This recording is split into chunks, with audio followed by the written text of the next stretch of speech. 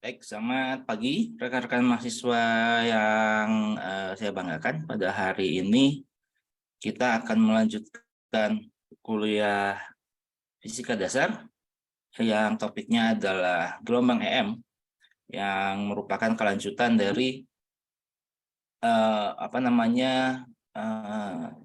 materi-materi sebelumnya yang sudah membahas tentang medan listrik dan juga magnetik. Kemudian kita kemarin juga sempat membahas tentang rangkaian arus bolak-balik yang nanti akan berhubungan dengan EM dalam hal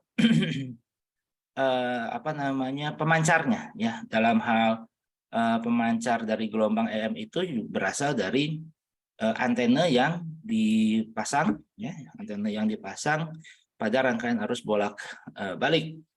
Dan tapi secara fenomenologinya ini merupakan jenis medan merupakan perwujudan dari medan listrik dan magnetik yang tidak bisa dilepaskan, ya, satu sama lainnya.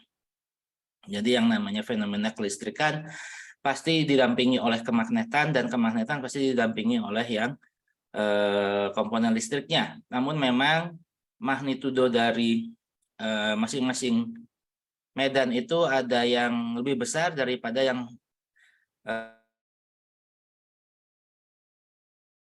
lain, gitu ya, terutama komponen listriknya seringnya lebih dominan daripada yang magnetik, namun sebetulnya dia tidak bisa terpisahkan. Nah, di kuliah minggu yang lalu kita sudah belajar ini, ya, bahwa rangkaian arus bolak-balik umumnya digunakan untuk mendistribusikan energi listrik dari pembangkit ke rumah-rumah, kemudian nanti rumah-rumah nanti bisa dianggap sebagai sebuah rangkaian resistor murni, gitu ya, sehingga nanti perilaku tegangan dan arusnya itu punya sifat harmonik, dinyatakan dalam sebuah fungsi sinusoidal seperti gambar berikut, ya. Jadi nanti bisa punya polaritas positif dan negatif, dan dia merupakan fungsi yang bergantung kepada waktu. Jadi seiring berjalannya waktu dia berubah-ubah dengan polaritas yang positif, negatif, dan selanjutnya. Dan kalau misalnya di rangkaian kita itu ada kapasitor dan juga induktor, maka nanti perilaku dari tegangan dan arus itu ini unik, ya, di mana kalau misalnya kita bandingkan dengan resistor murni, ya, rangkaian resistor murni, maka fase daripada tegangan dan arus itu sama, sefase. Sedangkan kalau kapasitor, arusnya itu mendahului daripada tegangan atau tegangan terlambat terhadap arus, ya, terutama arus maksimumnya sama tegangan maksimumnya itu punya perilaku seperti berikut. Jadi arusnya mendahului sebesar 90 derajat, sedangkan kalau dipasang induktor saja pada rangkaian arus bolak-balik maka nanti si arusnya itu terlambat justru. Kalau ini kan kapasitor dia mendahului, kalau di induktor dia terlambat daripada tegangan maksimumnya. Nah, kalau ketiganya ada dalam satu rangkaian, maka nanti akan membentuk fasor seperti ini, ya. Membentuk fasor seperti ini di mana arus itu selalu searah pada tegangan yang resistor seperti yang ini, ya. Kalau resistor murni tegangan dan arusnya itu sefase, maka arus kalau ada RLC maka dia akan sefase dengan yang bagian komponen R-nya. Sedangkan dia akan terlambat terhadap kapasitor dan mendahului daripada induktor. Nah, sehingga dengan demikian maka berikut adalah perilaku dari tegangan yang ada pada kapasitor, ya, tegangan pada kapasitor, tegangan yang ada pada resistor, dan tegangan yang ada pada induktor. Dan penjumlahan VR, VC, dan VL ini nanti akan, jadi ini penjumlahannya adalah penjumlahan vektor, ya, penjumlahannya ini adalah penjumlahan vektor, nanti akan menghasilkan tegangan maksimum, ya, tegangan maksimum yang diberikan oleh sumber tegangan, ya, sumber tegangan GGL ini, V0 ini kalau dihitung secara vektor antara VR, VC, dan VL, itu nanti akan bersatu, ya, akan seperti ini. Jadi ini hasil penjumlahan VL plus VC, di mana VC-nya ini pada gambar ini lebih kecil, ya, lebih kecil daripada VL, sehingga penjumlahan VL dengan VC ini menghasilkan VL min VC, kemudian tegangan pada R ini adalah adalah garis yang ini, sehingga penjumlahan vektor antara VL min VC ditambah PR akan menghasilkan fenol yang ini. Nah, kalau bingung, ingat bahwa ini adalah penjumlahan vektor. Kalau penjumlahan vektor, maka dia apa itu namanya, ada ininya, apa namanya, ada aturannya, ya, ada aturannya bahwa tegangan maksimum adalah sama dengan adalah akar dari tegangan pada resistor kuadrat ditambah tegangan induktor dikurangi kapasitor dikuadratkan. Dan ini juga bisa tercermin pada impedansinya, ya, atau total hambatan listrik yang dialami oleh RLC ini. Maka totalnya ini adalah hasil penjumlahan vektor seperti ini, ya. Jadi dia direpresentasikan oleh impedansi, bukan lagi oleh hambatan resistor saja, tapi dia merupakan penjumlahan dari resistansi dari resistor, impedansi dari kapasitor, dan impedansi dari induktor. Nah, jadi penghitungan impedansi total dari rangkaian ini adalah sama dengan akar dari R kuadrat ditambah XL min XC dikuadratkan. Ingat bahwa XL itu adalah sama dengan fase dikalikan dengan induktansinya, sedangkan XC itu adalah 1 dibagi ini, ya, fase 2PF dikalikan dengan kapasitansi. Nah, kemarin juga sudah dibahas resonansi pada rangkaian listrik, yaitu sebuah kondisi di mana impedansi itu menjadi minimum, ya, karena nilai dari XL, impedansi induktif, impedansi kapasitif bernilai sama, sehingga dia saling mengurangi. Impedansi akan total sama dengan resistor, ya, total sama dengan hambatan pada resistor. Itu adalah kondisi di mana XL-nya. Nah, sehingga dengan demikian, kalau impedansinya ini minimum, ya, hanya bergantung pada R kuadrat saja, maka nanti nilai dari I-nya atau arusnya itu menjadi maksimum, ya, karena dari hukum Ohm, VIR, ya, VIR atau VIZ dalam hal ini tegangan sama dengan arus dikalikan impedansi, jadi tegangan RMS dikalikan impedansi, tegangan RMS adalah sama dengan arus RMS dikalikan impedansi.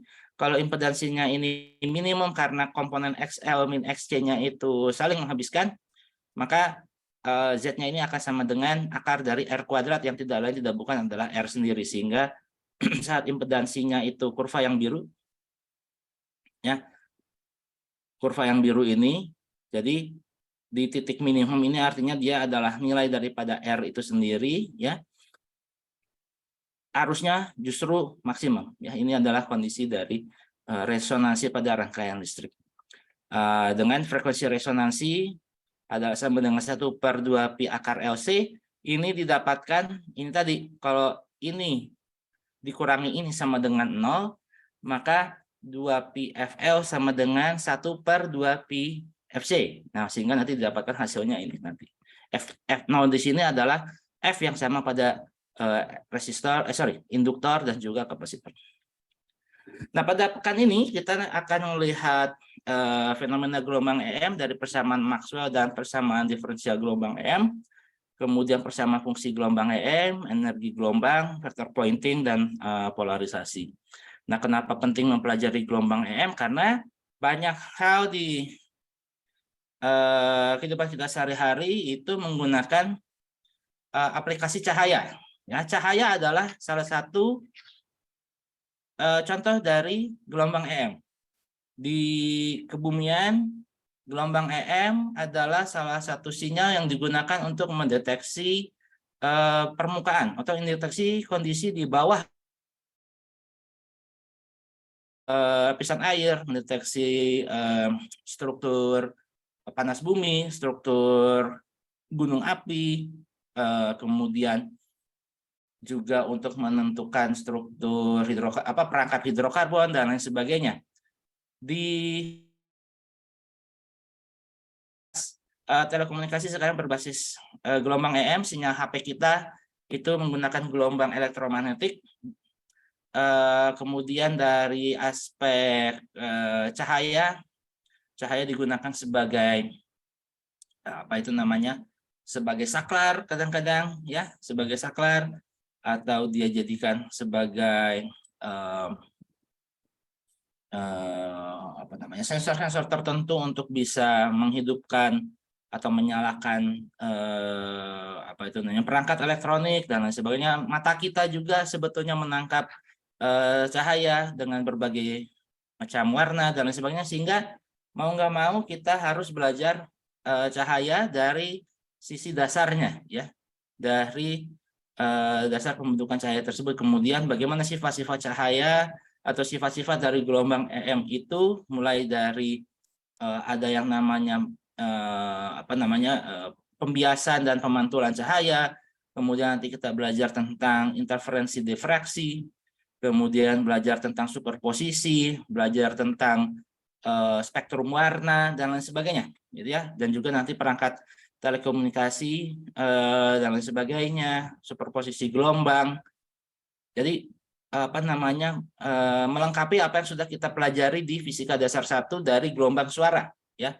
Karena kita nggak bisa hanya melulu bergantung kepada suara, karena suara juga punya keterbatasan, ya, punya keterbatasan audio, frekuensi dia dari 20 Hz sampai 20 kHz.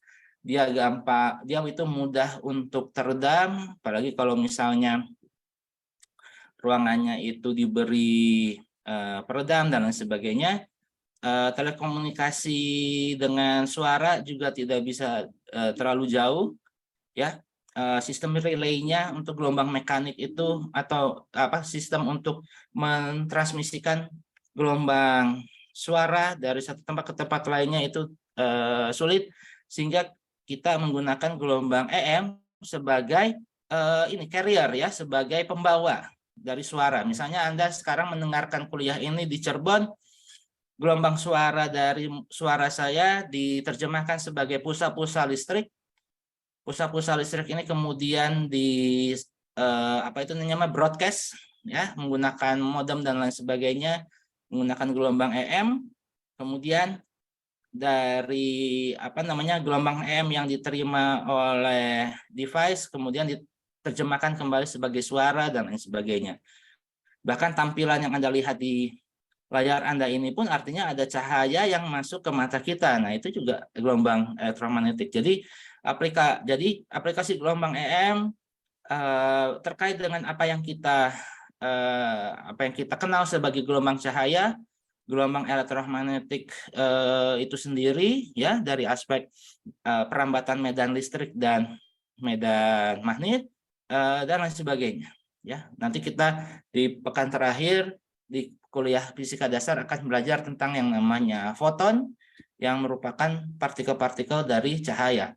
Kalau misalnya ini, ya, misalnya untuk deteksi atau ini, ya, aplikasi radar gitu, ya, untuk aplikasi radar untuk positioning, dan mahasiswa FTTM dan juga FITB dan FTI, kalau misalnya dia itu menggunakan positioning atau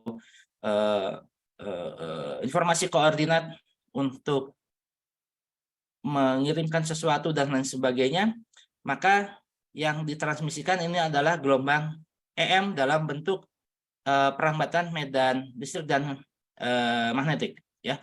Jadi tidak melulu gelombang EM itu harus cahaya, ya. Jadi ada beberapa aspek di mana gelombang EM itu merupakan perlambatan gelombang cahaya, tapi ada juga yang dia murni gelombang EM, ya, medan listrik dan juga magnetik.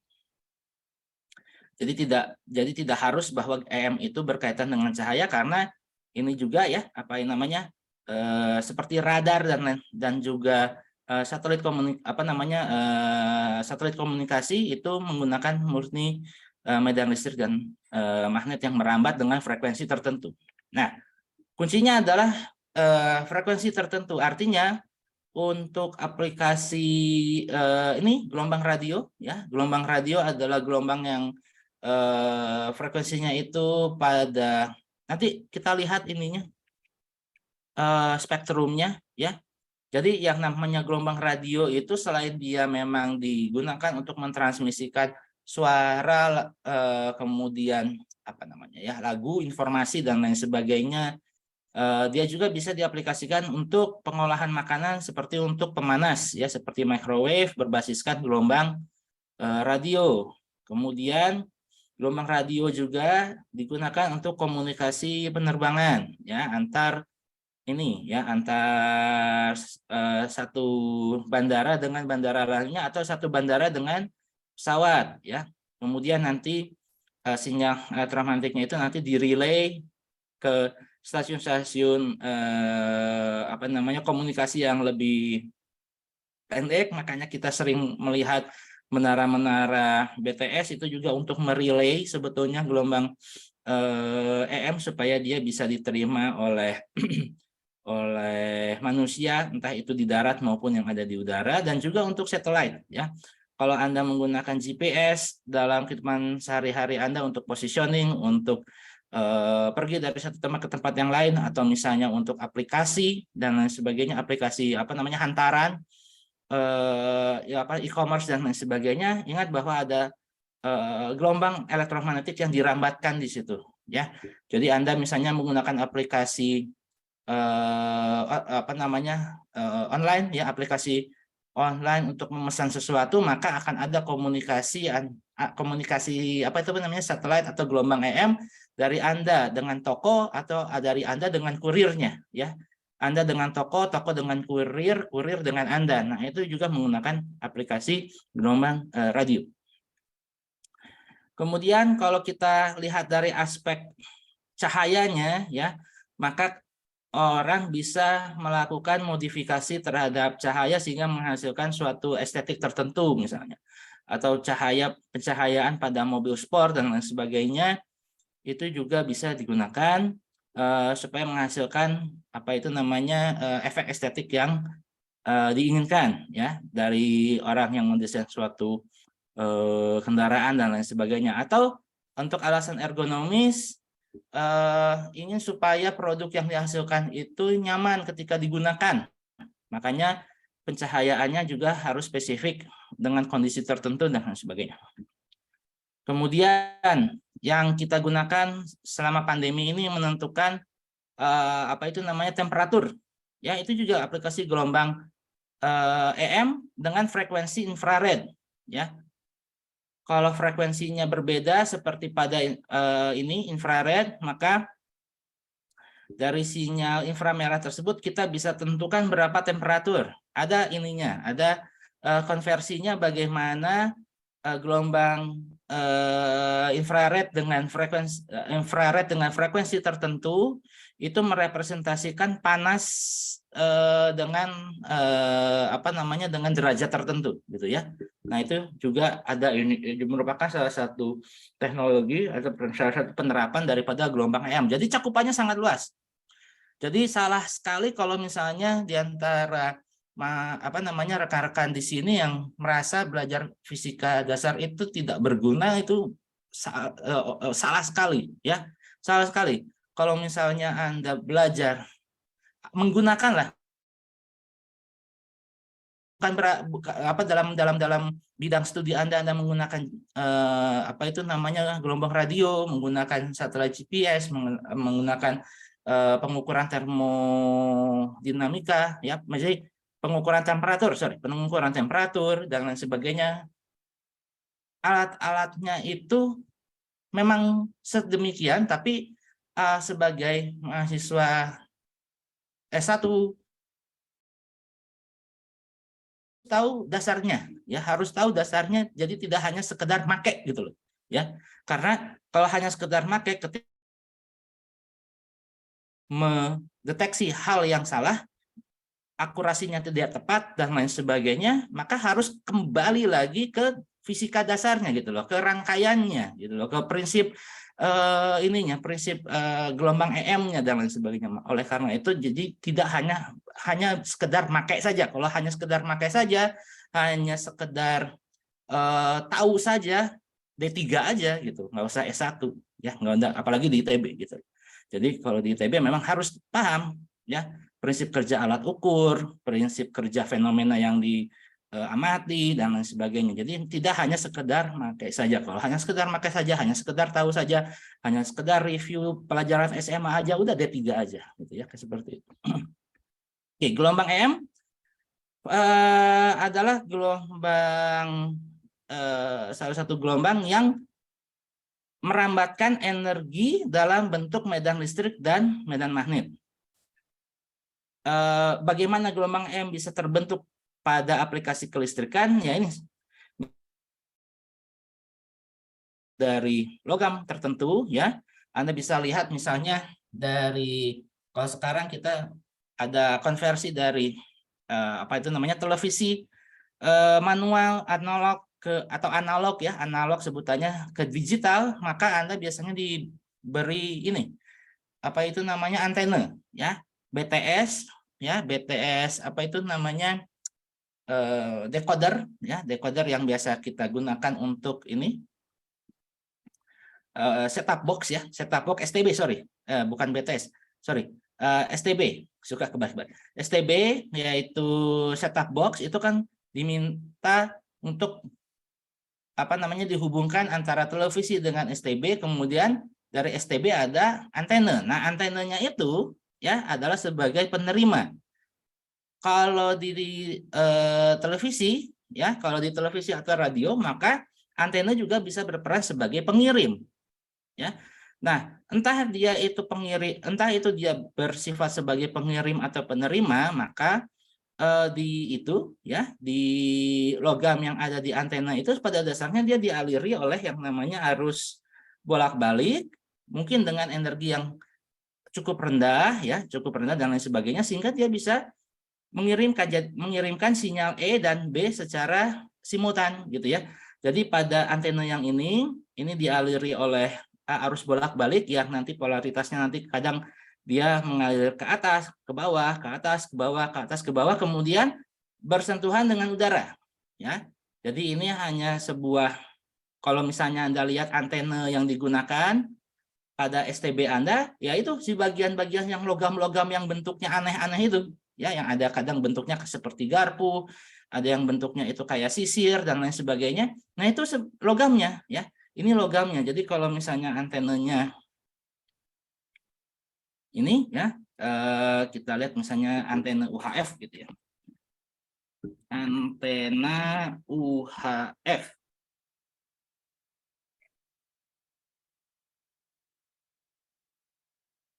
Ya, nah ini, ya, antena UHF yang seperti ini ya, yang bentuknya seperti sisir ini dia dialiri oleh arus bolak-balik, tapi dengan energi yang apa itu namanya, energi yang cukup kecil gitu ya, energi yang cukup kecil.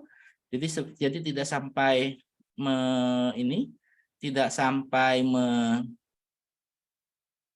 menyetrum gitu ya. Maka dari aliran apa namanya, arus bolak-balik yang ada pada ini ya, yang ada pada antena ini, pada logam ini, maka dia langsung berinteraksi dengan udara, seperti ya, berinteraksi dengan udara, maka yang ada adalah pemancar ini bisa membroadcast, bisa mentransmisikan komponen gelombang E seperti ini, dan E-nya ini sejajar dengan arah daripada ini ya, arah daripada antena ini ya, karena antena ini mentransmisikan arus listrik ya. Arus listrik ketika dihadapkan dengan udara, maka komponennya ini dia menghasilkan E, ya, menghasilkan medan listrik yang menyebar ke segala arah. Tapi secara bersamaan E ini dari hukum Faraday dan juga Ampere, ya. Jadi dari Ampere dan juga Faraday ini menghasilkan B secara berpasangan. Jadi kalau misalnya ada E yang naik turun seperti ini, maka ada pasangannya berupa B yang tegak lurus, jadi mendatar seperti ini. Dan untuk gelombang radio, cahaya dan lain sebagainya, inilah perilakunya, ya. Inilah perilakunya. Jadi ada komponen E dan B yang dia itu menjalar dengan kecepatan ini, ya. Kecepatan gelombang EM dalam vakum adalah 3 × 10⁸ meter per detik. Ya. 3 kali baik itu gelombang EM yang ini, ya, gelombang radio, inframerah dan lain sebagainya, dan juga cahaya itu akan merambat dengan kecepatan 3 × 10⁸ meter per detik dengan arahnya itu selalu transversal terhadap ininya, ya.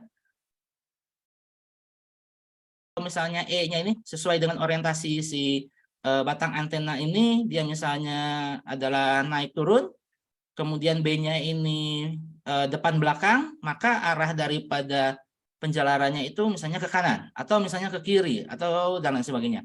Kalau misalnya penjalarannya ini menuju ke sumbu Z, kalau penjalarannya ini menuju ke sumbu Z atau menuju ke depan, maka E-nya ini, ya, akan naik turun, sedangkan B-nya ini akan mendatar ke arah sumbu X, ya. Jadi jadi di gelombang EM itu ada komponen penjalaran, ada komponen osilasi medan listrik dan komponen osilasi medan B, dan ketiganya itu saling tegak lurus, ya.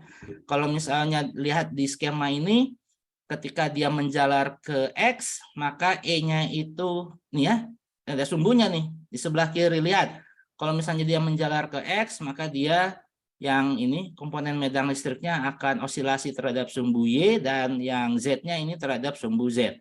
Kalau misalnya menjalar ke sumbu Z, maka komponen E-nya itu naik turun di sepanjang sumbu Y, sedangkan yang B-nya itu osilasi terhadap sumbu X dan lain sebagainya. Nah, sehingga dengan demikian, karena ada komponen penjalaran dan juga osilasi, maka secara matematik dia ditulis sebagai fungsi harmonik yang punya komponen spasial dan komponen temporal.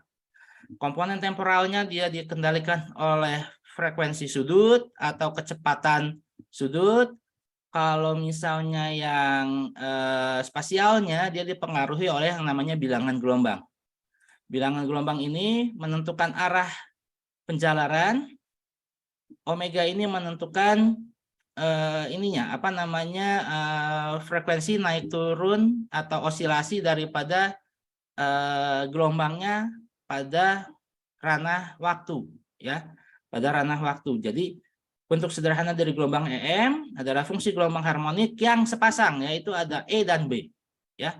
Ini ada amplitudo maksimum dari medan listrik dan ada amplitudo maksimum dari medan magnet, dan ininya sama, ya. Fungsinya sama, ya. Fungsinya sama. Namun nanti yang berbeda adalah osilasinya, ya.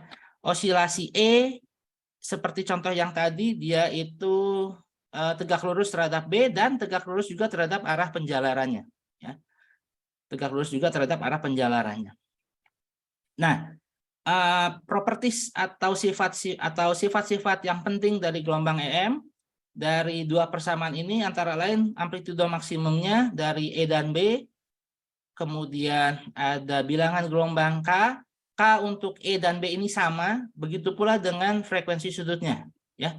Jadi E0 adalah amplitudo maksimum untuk gelombang medan listrik, B0 adalah amplitudo maksimum dari komponen gelombang medan magnet, dan K ini adalah bilangan gelombang EM yang didefinisikan sebagai 2pi dibagi lambda. Lambda itu adalah panjang gelombang EM-nya, ya. Panjang gelombang EM-nya. Omega adalah frekuensi sudut dari gelombang EM atau kecepatan ini kecepatan sudut ya dari gelombang EM ini 2πf ya 2πf. Kemudian kalau misalnya omega dibagikan nanti akan menghasilkan kecepatan rambat. Ini harusnya sudah pernah kita pelajari dan harus Anda camkan karena Anda kalau belajar gelombang pasti keluar ini yang namanya kalau Anda belajar gelombang entah itu akustik, entah itu gelombang elastik, elektromagnetik dan lain sebagainya, maka pasti akan muncul yang namanya variabel bilangan gelombang, frekuensi, kecepatan rambat dan lain sebagainya, ya. Begitu pula nanti kalau misalnya ditanya kecepatan osilasi juga berbeda ya. Kalau yang ini adalah kecepatan rambat. Kalau kecepatan osilasi itu bergantung kepada fungsi ini diturunkan terhadap waktu sekali. Atau percepatan daripada osilasi maka diturunkan persamaan ini terhadap waktu 2 kali. Jadi hati-hati, ada banyak variabel yang nanti bisa ditanyakan dari fungsi tersebut. Ya. Nah ini, kalau misalnya mengacu pada gambar, ya, maka persamaan yang ini, ya, persamaan medan listrik dan medan magnet itu bisa dijabarkan, ya, dari gambar yang ini ditulis secara lengkap adalah yang ini, ya, karena komponen E dan B E dan B itu tidak lain tidak bukan adalah sebuah besaran vektor, artinya dia harus ada komponen ininya, harus ada komponen osilasinya, ya, walaupun X ini menjelaskan dia menjalar kemana gitu ya, menjalar kok. Jadi kalau di gelombang itu ada komponen penjalaran yang ada di dalam kurung dan ada komponen osilasi yang dimiliki oleh medan ini gitu loh, yang dimiliki oleh si amplitudo ini ya, amplitudo maksimum ini.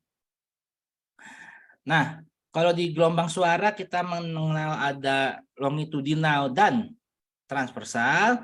Kalau longitudinal itu artinya arah dari osilasi ya, dari amplitudo adalah sama dengan arah osilasi gelombang itu sendiri. Makanya gelombang suara adalah merupakan salah satu contoh gelombang longitudinal, tapi kita juga belajar ada gelombang transversal, misalnya pada gelombang tali atau pada gelombang S. Kalau Anda belajar seismik ya, gelombang S itu adalah salah satu jenis gelombang akustik atau suara atau gelombang elastik yang sifatnya transversal. Jadi arah penjalarannya sama osilasinya itu saling tegak lurus. Nah, kalau misalnya EM itu mirip-mirip dengan gelombang transversal suara, ya, artinya medannya atau misalnya amplitudo daripada variabel fisiknya itu naik turun atau depan belakang, ya, atau atau depan belakang, sedangkan penjalarannya itu misalnya hanya ke kanan gitu ya, atau penjalarannya itu ke atas. Nah, makanya kalau penjalarannya ke atas, maka si komponen shear-nya, komponen transversalnya pasti tegak lurus terhadap yang menjalar ke atas itu. Bisa jadi dia mendatarnya itu menjauhi mendekat, atau misalnya ke kanan ke kiri dan lain sebagainya. Ya, jadi jadi gelombang EM itu merupakan jenis gelombang transversal yang dimana arah penjalarannya yang ada di dalam kurung ini tegak lurus dengan komponen amplitudonya ya, komponen amplitudo daripada medannya itu. Oke, spektrum gelombang EM tadi sudah disebutkan bahwa kecepatan gelombang EM itu 3 kali 10⁸, yang dimana dari sisi eksperimen didapatkan angka ini ya, spektrumnya bisa dilihat di sini ya. Spektrumnya ini kalau secara industri ya, itu bisa range-nya itu mulai dari 10⁵ Hz untuk keperluan transmisi gelombang radio, dan gelombang radio ini juga terkait dengan gelombang UHF gitu ya untuk broadcasting televisi, dan juga terkait dengan wireless data ya. Jadi modem, microwave, MRI ya, MRI itu satu jenis teknologi untuk pemindaian tubuh manusia ya, magnetic resonance imaging, radar, kemudian telekomunikasi menggunakan mobile phones, yaitu ya handphone yang kita miliki, atau yang teknologi jadul adalah AM radio, FM radio gitu ya. Ini adalah gelombang EM dalam spektrum radio ya. Radio itu mulai dari 10 pangkat 5 sampai 10 pangkat 11 ya. Jadi kalau Anda lihat apa itu namanya frekuensi televisi itu sekian UHF itu range-nya adalah ini dari 57 sampai 700 MHz ya. Jadi itu UHF. Nah, kemudian dari apa ini namanya dari 10 pangkat 11 sampai 10 pangkat 16 ini adalah frekuensi cahaya ya. Frekuensi cahaya mulai dari ini spektrum terahertz ya. Kemudian masuk ke spektrum inframerah dan ultraviolet. Yang bisa diterima oleh mata kita adalah inframerah sampai ultraviolet yang terbatas ya, yang terbatas di mana panjang gelombangnya itu berkisar dari 700 sampai 440 nanometer. Artinya ada banyak gelombang cahaya atau gelombang EM dalam zona inframerah yang sebetulnya oleh mata kita itu tidak bisa dideteksi ya, yang tidak bisa terlihat secara mata ya, secara visual. Salah satu contoh buktinya adalah sensor temperatur ya. Sensor temperatur yang kita gunakan atau yang sering kita aplikasikan misalnya saat mau masuk ke toko-toko itu ya. Saat mau masuk ke toko-toko itu kan tidak ada sinar warna merahnya gitu loh ya. Tidak ada sinar. Jadi salah satu miskonsepsi yang terjadi adalah kalau misalnya sinar ini apa namanya laser ya, sinar laser atau misalnya ini ya tadi ada sensor ini, ada sensor temperatur ya, yang ini ya, terus ada merah-merahnya ini yang inframerahnya, bukan ya. Sebetulnya inframerahnya itu sebetulnya tidak kasat mata ya, sebetulnya tidak terlihat ya, sebetulnya tidak terlihat. Bagian yang terlihatnya ini adalah gelombang cahaya yang bentuknya merah gitu, yang digunakan hanya untuk sebagai penanda saja. Sedangkan yang nanti diukur oleh si sensor ini sebetulnya adalah gelombang inframerah yang dihasilkan oleh objek gitu ya. Dan inframerah itu sendiri menandakan ukuran atau spektrum dari gelombang EM itu sendiri, hanya menandakan ininya saja, apa namanya, frekuensi dan nanometernya itu, frekuensi dan panjang gelombangnya itu saja. Begitu pula dengan yang ultraviolet ya. Begitu pula dengan yang ultraviolet, karena pada dasar karena sebetulnya gelombang ultraviolet cahaya atau gelombang EM secara umum itu sebetulnya tidak terlihat gitu loh. Tidak terlihat ungu gitu, tidak terlihat ungu, hanya memang untuk apa namanya, cahaya yang masuk ke mata terutama dari aspek warna itu memang frekuensinya sekian. Tapi kalau secara umum bisa dilihat di sini bahwa ada memang zona-zona inframerah yang memang tidak bisa dilihat secara visual karena kita punya keterbatasan ya. Mata kita punya keterbatasan, hanya bisa melihat cahaya tampak ya, visible length dari 700 nanometer sampai 440 ya. Nah, di sini ya, di sini penggunaan atau aplikasi daripada gelombang EM dalam spektrum cahaya tampak ini mulai dari pencahayaan secara umum yang menggunakan bohlam, kemudian sensor pada remote control, sensor pada night vision goggles, kemudian apa ini namanya, dan alat-alat yang lainnya seperti dental curing, fiber telekom. Jadi nanti misalnya apa telekomunikasi menggunakan fiber optik, maka dia menggunakan frekuensi ini ya, menggunakan frekuensi cahaya tampak dan lain sebagainya. Nah, kalau frekuensinya itu dinaikkan lagi ya, kalau misalnya frekuensinya itu dinaikkan lagi, maka kita sudah masuk ke dalam ranah gelombang EM, spektrum X-ray dan gamma rays. Nah, ini yang bahaya tapi sering dipakai ya untuk misalnya imaging ya. Misalnya ini untuk X-ray ya, untuk menentukan orang-orang apa itu namanya, kedokteran kesehatan, untuk menentukan massa tulang kalau misalnya ada, atau misalnya ingin menentukan di mana tulang yang retak, yang patah dan lain sebagainya. Itu juga digunakan X-ray, kemudian juga untuk pemindaian bagasi ketika mau terbang ke suatu daerah, kemudian untuk apa ini namanya scan otak ya menggunakan PET dan lain sebagainya. Nah ini menggunakan X-ray. Kalau gamma ray ya gamma ray selain orang astronomi itu mendeteksi radiasi gamma ray dari planet-planet yang jauh, di kebumian pasti Anda sudah tahu teknologi well logging ya. Misalnya untuk mengetahui apakah di bawah permukaan itu ada lapisan lempung misalnya ya. Itu nanti dia akan deteksi dari natural gamma rays yang dia itu mencacah radiasi gamma ray yang dihasilkan oleh lempung karena jenis batuan lempung itu punya kemampuan untuk meradiasikan natural gamma ray ya. Dan natural gamma ray-nya ini jangan diartikan sebagai sesuatu yang berbahaya seperti radioaktif, bukan, tapi memang dia karena ada mineralisasinya karena dari haulenite dan lain sebagainya, maka dia kedeteksi gitu ya. Bisa secara kimiawi dia menghasilkan sinar gamma natural alami. Makanya dia bisa dideteksi menggunakan alat logging itu. Atau ada juga gamma rays yang aktif, di mana dia digunakan misalnya untuk menentukan densitas, ya, digunakan untuk mengukur densitas atau massa jenis dari lapisan-lapisan bumi tertentu. Nah, itu menggunakan active gamma rays, ya, di teknologi logging.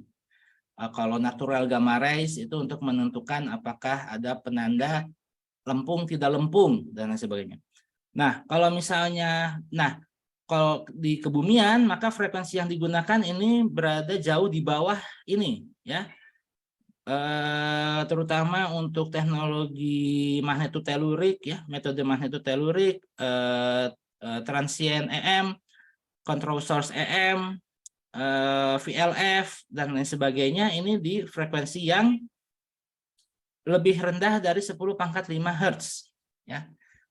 Misalnya teknologi metode magnetotelurik, ya, spektrumnya mulai dari 10⁻⁻³ ya, dari milihertz sampai ke kilohertz, ya, sampai ke kilohertz. Jadi dari 10⁻⁻³ sampai 10⁻⁴, ya, 10⁻⁻³ sampai 10⁻⁴. Kalau misalnya control source EM, maka mulai dari 10⁻⁻⁻, ya, milihertz, 10⁻⁻⁻1 itu berarti 100, berarti dia 100 milihertz, ya, 100 milihertz sampai ke 1000-an juga, ya, 10⁻³ dan lain sebagainya. Jadi kalau yang Anda lihat di sini ini lebih banyak kepada aplikasi industri, ya, aplikasi industri atau aplikasi yang kita temui sehari-hari. Tapi kalau misalnya di kebumian, di pendeteksian struktur geotermal, struktur gunung api, struktur reservoir minyak, aquifer dan lain sebagainya, ini frekuensinya jauh lebih kecil daripada 10⁻⁵. Biasanya mulai dari 10⁻⁻³ sampai 10⁻⁴, ya, 10⁻⁴. Jadi ordernya itu kilohertz, ya. 10.000 hertz, ya, 10.000 hertz dan lain sebagainya. Ya, jadi di sini spektrumnya sangat luas, ya, sangat luas. Tapi kalau di vakum, kecepatan gelombang EM, mau dia itu frekuensi magnetotelurik, mau itu frekuensinya adalah radio, mau frekuensinya cahaya tampak, X-ray atau gamma rays, C-nya itu sama, kecepatan rambatnya itu sama, yaitu sama dengan C.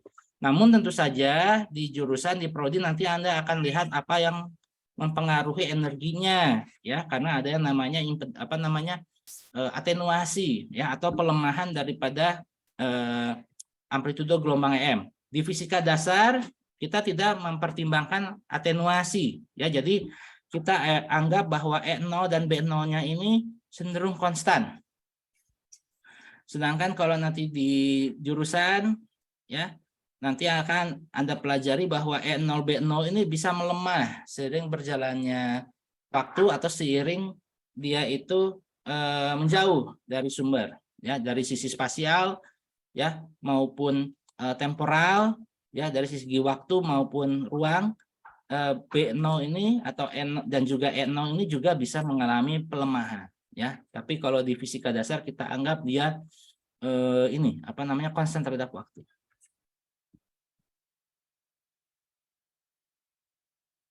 Nah, ini penguatan lagi, ya. Ini penguatan lagi tentang apa ini namanya selang frekuensi dari gelombang cahaya tampak inframerah. Kalau cahaya tampak yang warna-warnanya merah itu disebut sebagai bagian dari infrared, ya, bagian dari infrared. Walaupun infrared itu sendiri seperti yang saya sebutkan itu ada banyak yang tidak terdeteksi oleh mata, tapi kalau yang terdeteksi oleh mata dia direpresentasikan oleh warna merah, ya. Jadi cahaya yang warnanya itu merah tua, merah cerah, merah terang itu dalam spektrum red, gitu ya, red atau inframerah. Sedangkan yang warnanya itu seperti ungu, violet dan lain sebagainya, gitu ya, kan ada violet, ada purple, ya, ada violet, ada purple dan turunan-turunannya. Nah itu apa namanya masuk ke dalam spektrum UV. UV itu adalah ultraviolet. Tapi sekali lagi cahaya yang dihasilkan oleh sinar matahari misalnya itu ada komponen ultraviolet yang tidak bisa dilihat dengan mata sebagai warna ungu. Dia juga ada yang tidak bisa dideteksi oleh mata kita karena memang mata kita hanya bisa menerima dari 750 nanometer sampai 380. Kalau misalnya lebih kecil dari 780 nanometer atau lebih besar dari 750 nanometer, mata kita nggak bisa lihat. Tapi ada, ya, infrared yang frekuensi lebih besar dari 750, ultraviolet yang lebih kecil dari 380 itu ada, ya, dan itu digunakan. Nah, karena gelombang EM itu juga punya sifat perambatan, ya, maka dia mirip perilakunya juga dengan cahaya, suara, ya, dengan suara.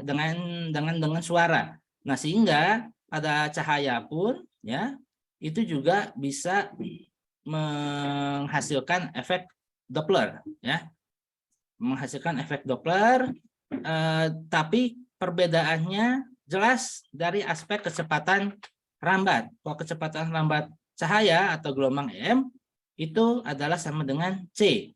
Dan gelombang EM itu tidak memerlukan medium perlambatan, ya.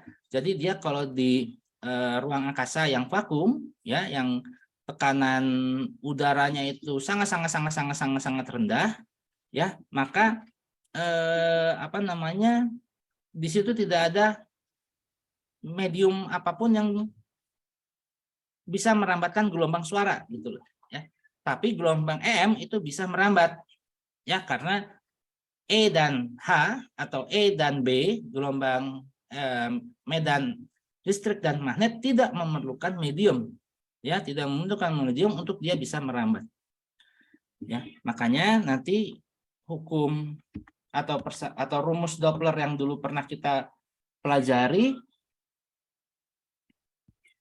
dulu itu ditulisnya sebagai berikut kalau saya tidak salah.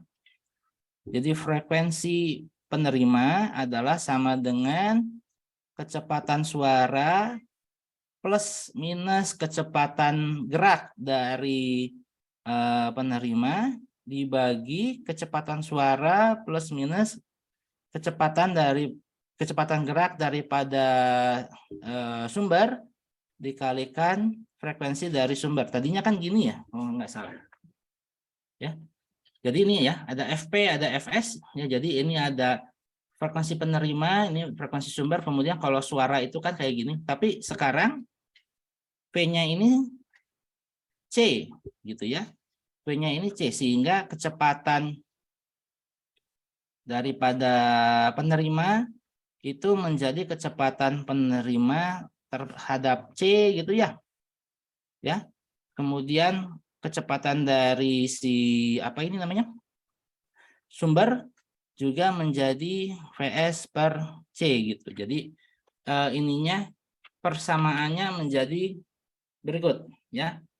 Persamaannya menjadi seperti berikut. Jadi ada ini ya, ada komponen yang nanti akhirnya menjadi satu gitu ya. Karena satu itu berasal dari C per C gitu ya. V per atau V per V. Ya, makanya nanti ininya akan menjadi ini. Ini dengan asumsi bahwa kecepatan relatif ya atau kecepatan si penerima. Oh, sorry. Kecepatan sumber ini, sorry. Ini saya sesat. Saya ngajarnya sesat. Jadi ini ya, kalau ini apa namanya persamaan Doppler yang aslinya seperti ini. Ini persamaan Doppler yang asli untuk suara. Nah, ini kemudian adalah modifikasinya, modifikasi yang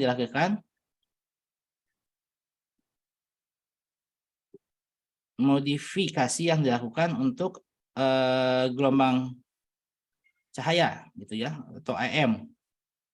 Maka V yang ini adalah cepat rambat daripada cahaya, yaitu C. Kemudian VP-nya ini adalah kecepatan relatif ya, karena sebagai penerima.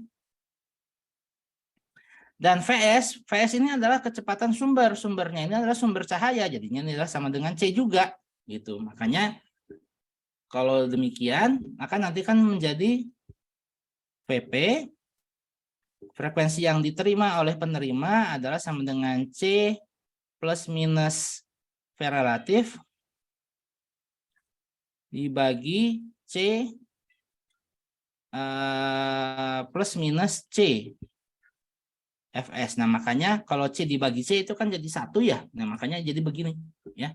Makanya di begini. Jadi persamaannya seperti ini. Jadi plus minus ini tetap apakah si penerima itu mendekati atau menjauhi. Kalau dia itu mendekati, maka frekuensi yang diterima itu menjadi kalau misalnya sumbernya itu mendekati, maka kalau sumber cahayanya itu mendekati, maka nanti panjang gelombangnya frekuensinya itu nanti menjadi lebih besar. Kalau misalnya sumbernya itu menjauhi, ya, maka frekuensinya itu akan menjadi lebih kecil, ya. Frekuensinya itu justru akan lebih kecil kalau menjauhi, ya, akan menjauhi. Makanya spektrum ini digunakan sama teman-teman di astronomi untuk menentukan, ya ini tadi. Misalnya dari cahaya yang diterima gitu ya, cahaya yang diterima dari observasi angkasa atau dari cosmic rays-nya itu kalau misalnya warnanya atau bukan cosmic ray ya, sorry, saya ralat. Kalau misalnya rekan-rekan astronomi kita melihat foto luar angkasa ya dari posisi bintang-bintang, ada bintang yang warnanya itu biru atau ungu, ada yang warnanya merah. Kalau yang merah artinya dia itu menjauhi, ya, karena frekuensi yang diterima oleh sensor di bumi itu mendeteksi panjang gelombang yang lebih besar, ya, ukurannya 700-an nanometer atau frekuensinya lebih pendek, ya, frekuensinya lebih kecil. Makanya si panjang gelombangnya itu lebih besar. Tapi kalau misalnya mendekati bumi, ya, kalau misalnya dia itu mendekati relatif terhadap bumi, maka nanti dia akan warnanya itu kebiru-biruan, ya, namanya kebiru-biruan atau keungu-unguan. Tapi kalau untuk aplikasi yang lebih sederhana, sinyal daripada efek Doppler ini bisa digunakan untuk radar gun atau speed trap gitu ya, untuk mengetahui misalnya ada objek yang berkendara dengan kelajuan yang tinggi sehingga bisa ditilang dan lain sebagainya. Nah, ini menggunakan teknologi efek Doppler pada cahaya. Ya, nanti cara penyelesaiannya bisa dilihat di sini, ya. Ini melibatkan gelombang pantul dan juga gelombang langsung, ya. Jadi polisi ini mengirimkan gelombang langsung dulu kepada target, kemudian target nanti akan memantulkan gelombang tersebut, ya, sehingga ini ada dua frekuensi yang terlibat di sini. Ada frekuensi yang diterima oleh mobil target, jadi ini adalah frekuensi yang dihasilkan oleh mobil polisi ini dan diterima oleh mobil merah. Kemudian dari mobil merah ini terpantul, ya, gelombang EM-nya itu, ya, sehingga nanti yang diterima oleh polisi adalah disebut sebagai FP aksen. Nah, perbedaan FP aksen terhadap FP itulah yang nanti akan dicari, gitu ya, yang nanti bisa digunakan untuk menentukan berapa kecepatan si mobil ini, ya. Kalau misalnya dia 140 km per jam, ya berarti dia mungkin aman, gitu ya. Tapi kalau sudah 160-180 km per jam, dia bisa ditilang. Tapi kalau misalnya aturannya di jalan ini adalah maksimumnya adalah 100 km per jam, maka ini juga sudah bisa ditilang. Oke, bagaimana gelombang EM dirumuskan? Kita kembali ke persamaan apa itu namanya, Gauss, ya, yang menyatakan ini, ya, flux listrik dari suatu permukaan tertutup sebanding dengan muatan total dilingkupinya. Kemudian ada juga hukum Ampere. Kalau misalnya ada sebuah kawat lurus sangat panjang, atau misalnya ada sebuah sumber listrik, ya, arus listrik yang bergerak, maka di sekelilingnya itu nanti akan ada medan magnet. Kemudian juga hukum Faraday yang menyatakan bahwa perubahan medan listrik atau perubahan medan magnetik pada suatu luasan tertentu itu akan menghasilkan perubahan flux, dan perubahan flux nanti akan menghasilkan medan listrik, ya. Makanya dari keempat hukum ini, hukum Gauss kelistrikan, hukum Ampere, dan juga Faraday, dan juga nanti ada hukum Gauss pada kemagnetan yang menyatakan bahwa flux magnet dari sebuah muatan titik atau muatan monopol itu selalu selalu nol, yang tidak lain menyatakan juga bahwa yang namanya fenomena kemagnetan itu tidak bisa dihasilkan dari satu kutub tunggal, pasti selalu berpasangan, selalu ada kutub utara dan kutub selatan. Dinyatakan oleh Gauss sebagai integral permukaan dari B dikali dA sama dengan 0. Nah, dari keempat persamaan ini membentuk yang namanya persamaan Maxwell, ya, yang membentuk yang namanya persamaan Maxwell, di mana Maxwell itu sendiri memberikan ini tambahan, ya, memberikan faktor tambahan terutama untuk yang bagian hukum ampernya. Jadi di bagian hukum ampernya ini ada tambahan seperti ini sehingga paripurna, sehingga fenomena kemagnetan dan kelistrikan itu tidak bisa dipisahkan antara satu dan lainnya, ya, terutama untuk gelombang EM-nya, ya. Kalau kita meninjaunya itu hanya fenomena statik-statik saja seperti yang kita lihat pada kuliah-kuliah sebelumnya, maka sebetulnya E dan M itu terpisah, gitu ya, terpisah. Tapi kalau misalnya kita kita lihat sistem yang misalnya dihasilkan oleh ini tadi, ya, oleh kawat berarus, kemudian dia ditransmisikan ke segala arah, maka medan listrik yang dihasilkan pada antena ini menghasilkan induksi elektromagnetik sehingga dia muncul komponen B-nya, dan B-nya itu sendiri nanti akan menghasilkan E kembali. Nah, sehingga dengan demikian E dan B tidak bisa dipisahkan. Hanya pada kondisi tertentu saja, ya, E dan B itu bisa terpisah. Misalnya saat kita meninjau muatan listrik yang diam, maka jelas tidak ada medan magnet, hanya ada medan listrik. Kalau misalnya kita meninjau sebuah kawat dialiri arus dan dia itu muncul medan magnet, ya, dan kita tidak mempedulikan induksi yang terjadi, maka itu murni magnetostatik. Namun pada kenyataannya sekalipun efek induksi itu kecil, tapi bukan berarti tidak ada. Oleh karena itu maka pada saat arus mengalir pada suatu kawat tertentu menghasilkan medan magnet pasti nanti akan menghasilkan arus induksi, ya, menghasilkan arus induksi yang bisa mempengaruhi arus yang awalnya itu sendiri. Makanya nanti fenomena kemagnetan dan kelistrikan itu tidak bisa diinikan, tidak bisa dipisahkan. Nah, dari keempat hukum Maxwell ini bisa dibuat sedemikian rupa sehingga menjadi gelombang EM, ya. Gelombang EM yang bentuknya kayak ini adalah persamaan diferensial untuk komponen E, dan ini adalah persamaan diferensial untuk komponen B. Ini komponen medan listrik yang merah, yang E ini, yang magnetiknya itu adalah yang B. Nah, kalau misalnya kita ingin mencari solusinya dari persamaan diferensial E dan B ini, maka nanti dihasilkan solusinya yang ini. Nah, ini apa namanya, bentuk persamaan yang sudah tadi kita lihat di awal, yang ini. Ya. Jadi, yang ini E sama dengan E maksimum dikalikan sinus Kx min omega T, maupun yang B-nya, ini merupakan solusi atau fungsi dari gelombang, ya, solusi persamaan gelombang atau fungsi gelombang, gitu ya. Jadi kalau kita menjelaskan atau kita mencoba untuk melihat bagaimana perambatan gelombang EM, nah ini suku perambatannya itu yang ini. Tapi dasarnya dari mana adalah dari persamaan diferensial yang ini,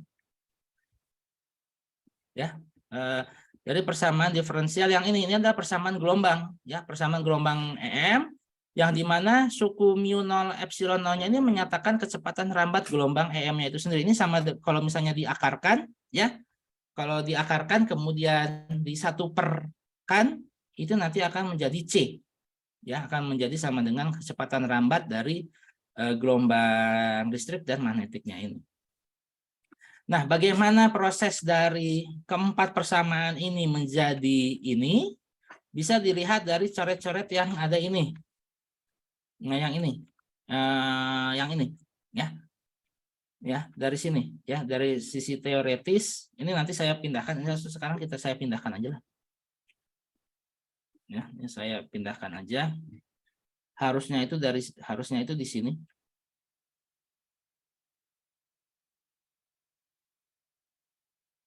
Sebentar, ini not responding. Oke. Nah, dari sini, ya, di sini. Ya. Jadi dari keempat persamaan Maxwell ini kita lakukan analisis vektor, ya. Kita lakukan analisis vektor, kita lakukan operasi rotasi pada hukum 3 atau hukum 4, ya. Bisa dari hukum induksi Faraday atau bisa dari hukum Ampere. Makanya nanti hasil akhirnya adalah yang ini, ya. Hasil akhirnya adalah persamaan gelombang ini, ya. Nah, ini disebut sebagai persamaan gelombang. Jadi kalau misalnya ada fenomena gelombang, maka ini persamaannya. Hasilnya atau solusinya atau fungsi gelombangnya adalah yang ini. Jadi jangan kebalik. Kalau yang ada suku diferensialnya yang ini, ya ada turunan terhadap waktu 2 kali, terhadap waktu 2 kali. Ini adalah gelombang, adalah fungsi gelombang. Sedangkan kalau ditulis sebagai E0 sinus dan lain sebagainya, nah ini yang bawah ini adalah solusi dari ini, ya. Jadi kalau ingin tahu apa namanya fungsi E dan B yang bisa menyelesaikan persamaan gelombang ini, ya ini yang bentuknya kayak gini, harmonik, ada suku sinus atau kosinus, kemudian ada fase penjalarannya yaitu Kx, ada suku temporalnya, ya. Ada suku penjalaran secara ruang adalah Kx dan secara temporal adalah yang omega T. Ya, makanya nanti kecepatan rambat gelombang dan lain sebagainya adalah seperti berikut. Nah, beberapa hal yang disimpulkan oleh Maxwell tentang gelombang EM. Yang pertama adalah gelombang EM punya sifat yang transversal. E-nya tegak lurus terhadap perambatan, B-nya tegak lurus terhadap perambatan, dan E dan B itu sendiri juga saling tegak lurus. Kemudian laju rambat gelombang EM adalah sama dengan C, di mana C itu adalah sama dengan 1 per akar epsilon 0 dikalikan mu 0 kalau misalnya dia itu dalam vakum. Kalau tidak dalam vakum, maka dia dinyatakan sebagai kecepatan gelombang EM saja adalah sama dengan 1 per akar epsilon dikalikan mu. Kalau misalnya rekan-rekan di sini menggunakan teknologi, misalnya di sini rekan-rekan teknik geofisika atau teknik perminyakan atau teknik pertambangan menggunakan teknologi ground penetrating radar, atau radar yang itu GPR itu. Nah, maka kecepatan rambat GPR atau kecepatan rambat gelombang radar radio pada medium batuan, pada medium tanah dan beton itu tidak lagi epsilon 0 mu 0, tapi epsilon dan mu, artinya dia ada suku mediumnya, ya, ada permitivitas listrik dan magnetik yang terlibat di situ.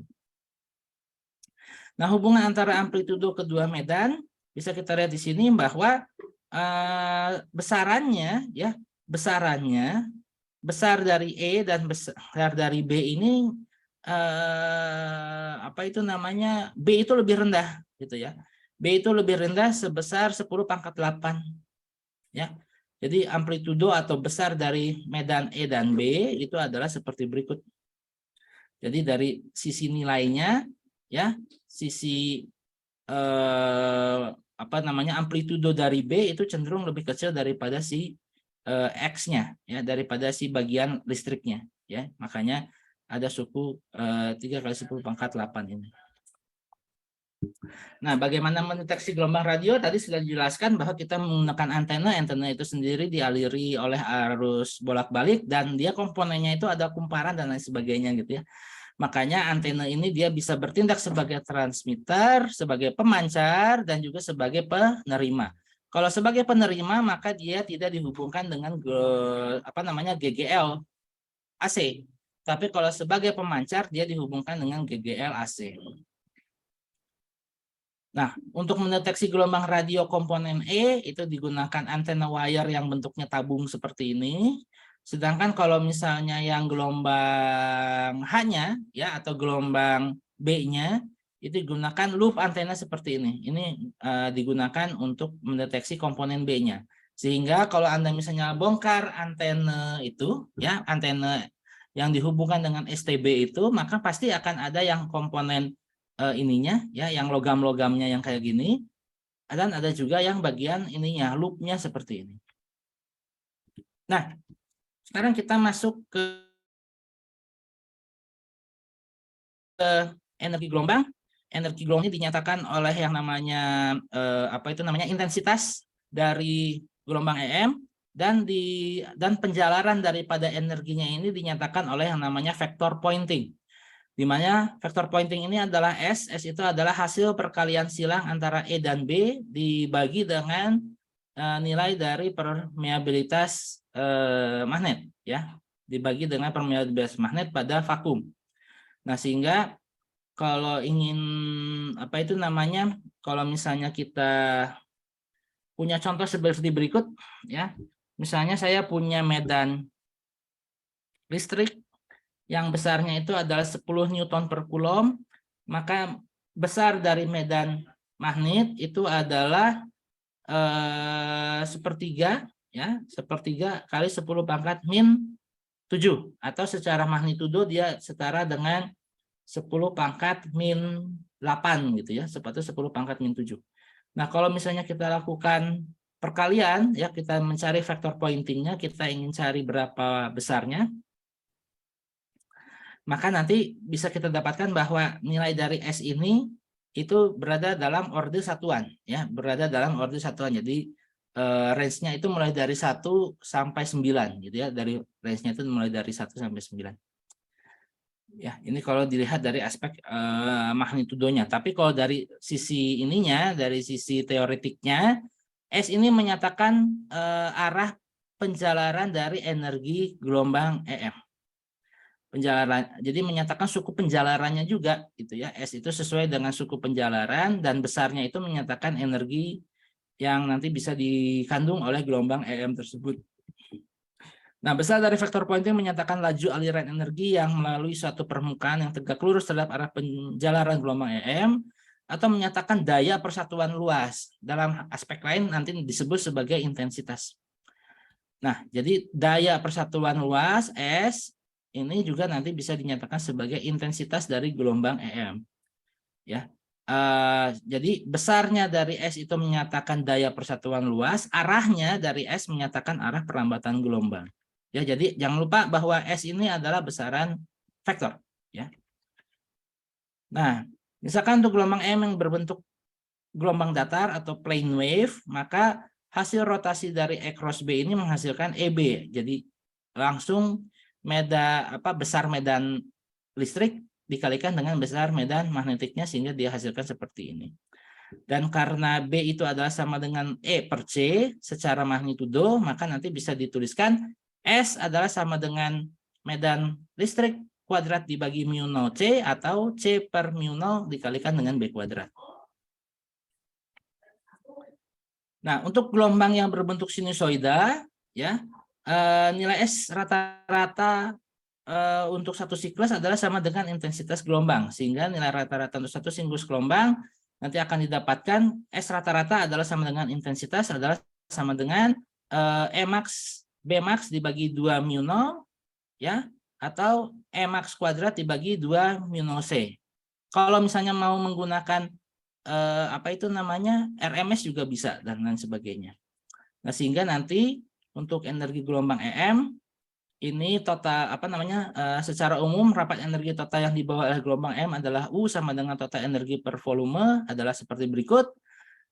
Sedangkan S-nya itu sendiri menyatakan intensitas atau daya persatuan luas, ya, daya persatuan luas, atau menyatakan total energi yang melewati permukaan ini terhadap waktu tertentu, ya, sehingga nanti bisa bisa disederhanakan menjadi C kecepatan rambat dengan faktor U-nya. U-nya ini adalah rapat energi.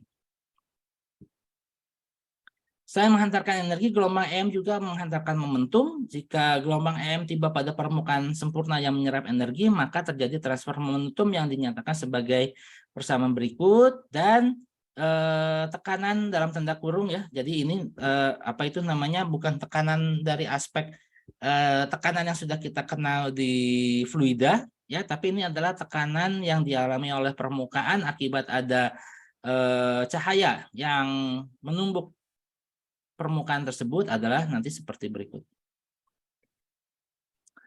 Ya, dan selanjutnya. Oke, untuk contoh soal nanti bisa dilihat, ya, sebetulnya hari ini mau ke ini dulu. Ya, catatan-catatan dulu, ya, sebelum nanti ke polarisasi.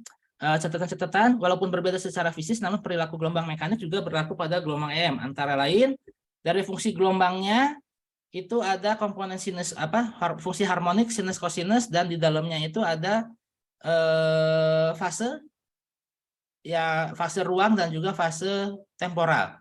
Fase ruangnya itu adalah terkait dengan penjalaran, jadi ada bilangan gelombang K dengan dengan arah penjalaran, entah itu mau X, mau Y, mau Z. Kemudian ada fase temporalnya. Temporalnya itu adalah yang omega T-nya itu. Kemudian di gelombang EM juga dikenal parameter-parameter gelombang yang penting seperti frekuensi, perioda, panjang gelombang, bilangan gelombang, konstanta fase, dan lain sebagainya.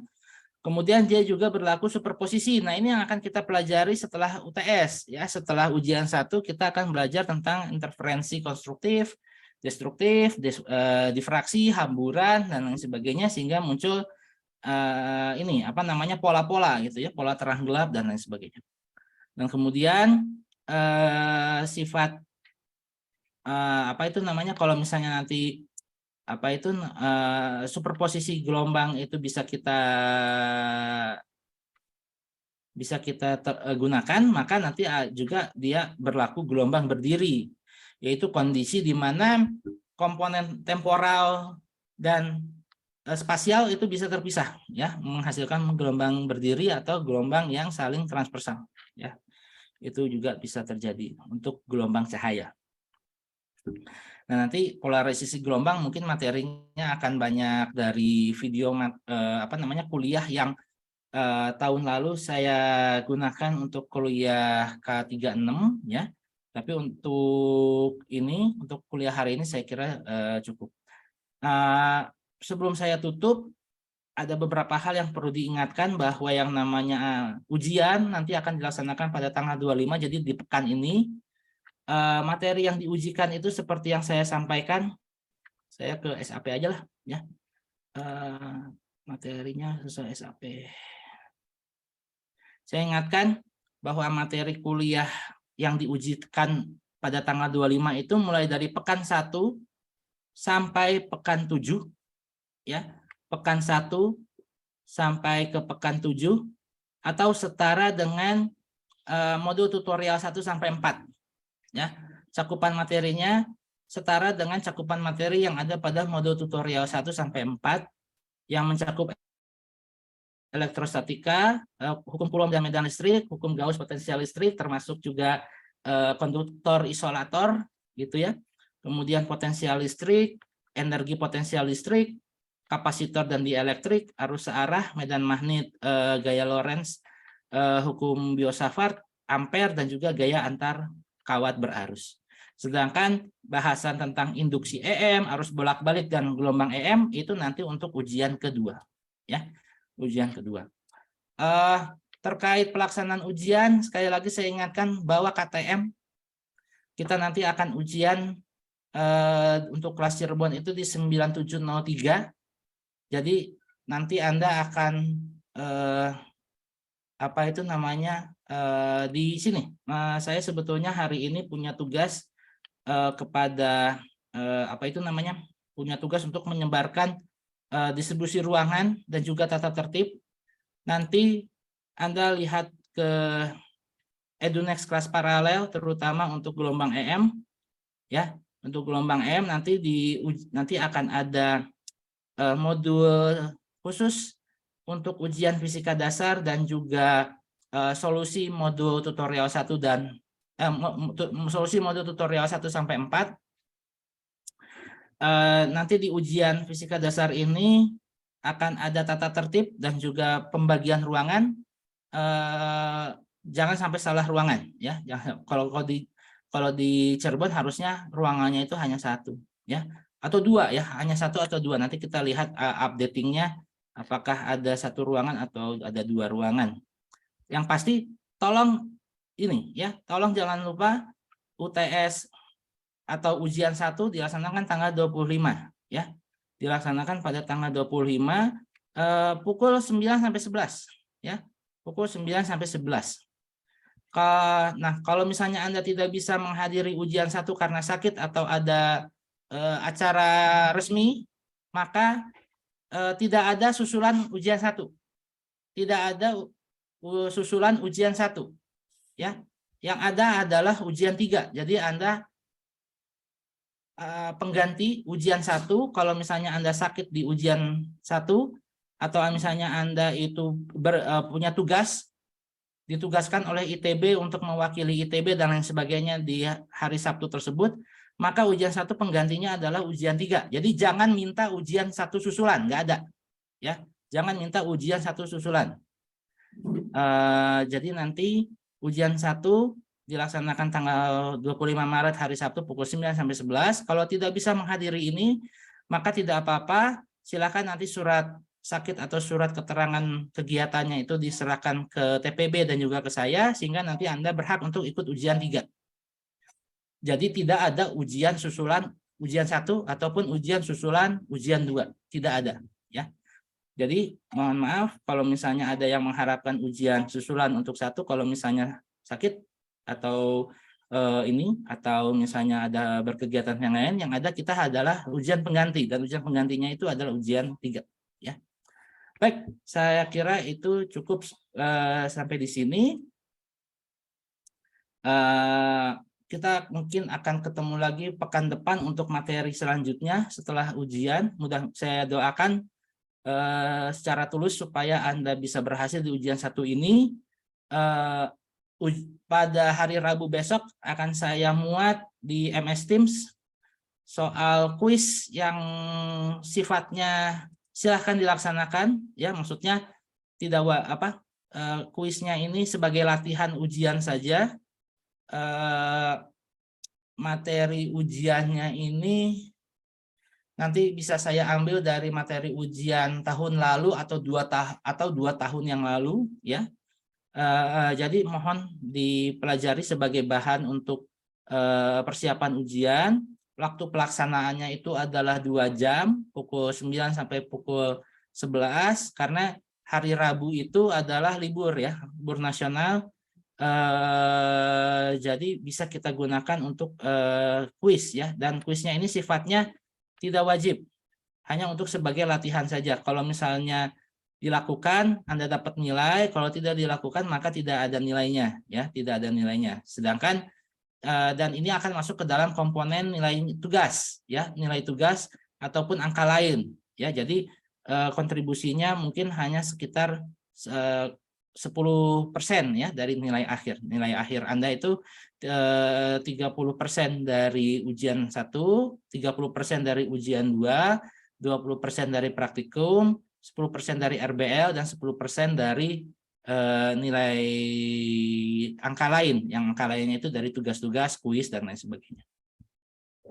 Nanti hari Rabu insya Allah akan saya upload di sini tugasnya ya, apa dikumpulkan nanti hari yang sama, yaitu hari Rabu pukul 11, dan pelaksananya itu mulai dari pukul 9 sampai 11.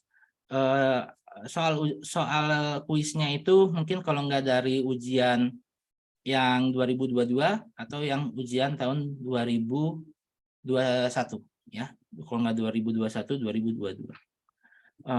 Jadi silahkan Anda belajar dengan sungguh-sungguh, karena yang pasti nanti ujian yang aslinya itu apa namanya, tidak 100% sama ya, pasti tidak akan 100% sama, tapi pasti ada kemiripan inilah, ada kemiripan apa subtopik lah ya, ada kemiripan subtopik antara ujian sebelumnya dengan yang ujian sekarang, tapi tidak akan persis sama ya, tidak akan persis sama, atau bisa juga berbeda. Jadi jangan menghafal ya, jangan menghafal. Jadi tidak ada itu yang namanya soal ujian itu 100% sama dan berulang gitu ya, tidak ada. Tapi ininya sama ya, apa namanya, kisi-kisinya sama, karena sudah ada semuanya itu di subtopik, ada pada di SAP ya. Jadi acuannya itu SAP. Jadi kalau misalnya Anda pelajari modul tutorial 1 sampai 4 itu secara mendalam, tidak hanya dihafalkan tapi dipelajari bagaimana logika penyelesaiannya, pasti untuk yang ujian 1 ini bisa dilakukan, karena tidak akan melenceng jauh dari itu ya. Memang Anda dipaksa untuk berpikir, untuk menyerap informasi, kemudian menyelesaikan dengan persamaan yang Anda sudah tahu ya.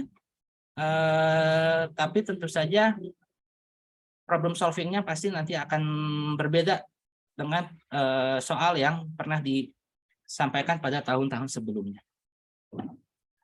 Oke, nanti menjelang ujian ya, jangan lupa untuk melihat EduNext kelas paralel.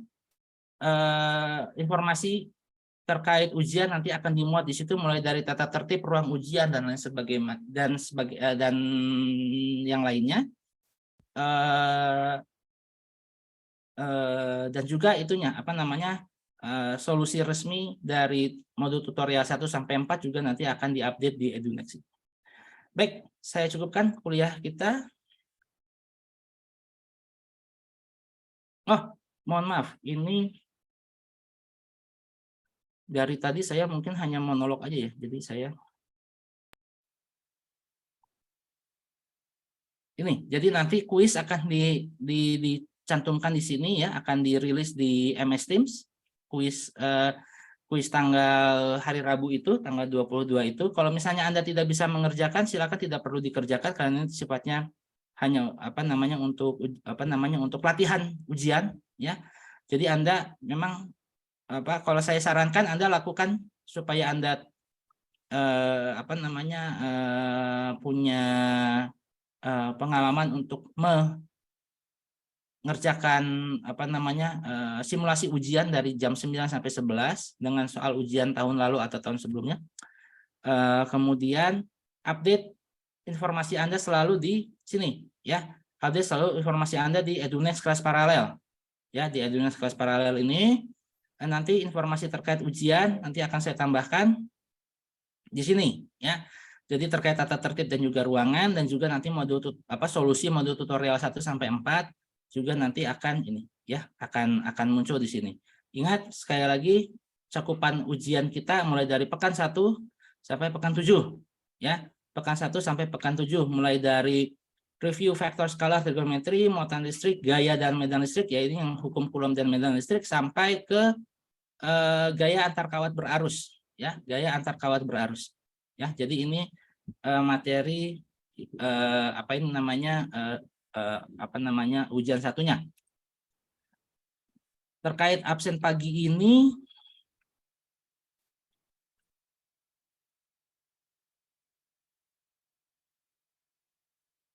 kan sudah ini ya. Ya sebentar, sekarang tanggal berapa? Tanggal 20 ya. Oh, mohon maaf. Tanggal 20. Oke, saya buka ya. Mungkin tadi saya lupa. Silakan diisi mulai. Oke, nanti silakan diisi. Ini topiknya adalah gelombang EM. Ya. Silakan diisi ininya. Silakan diisi daftar hadirnya. Ini dulu saya buka. Untuk yang Rabu nanti saya input sendiri untuk yang pertemuan yang kemarin ya. Nah, ini yang 22 Maret ini kan nggak ada ya. Karena hari libur Nyepi kan.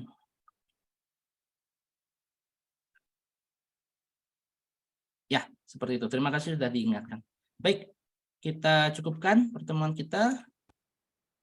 Saya ucapkan sekali lagi, saya doakan sekali lagi supaya Anda mendapatkan hasil yang terbaik dari ujian ini. Sehingga nanti Anda bisa lulus dari mata kuliah fisika dasar tanpa harus mengulang di kesempatan berikutnya. Baik, terima kasih. Selamat pagi, saya cukupkan recordingnya.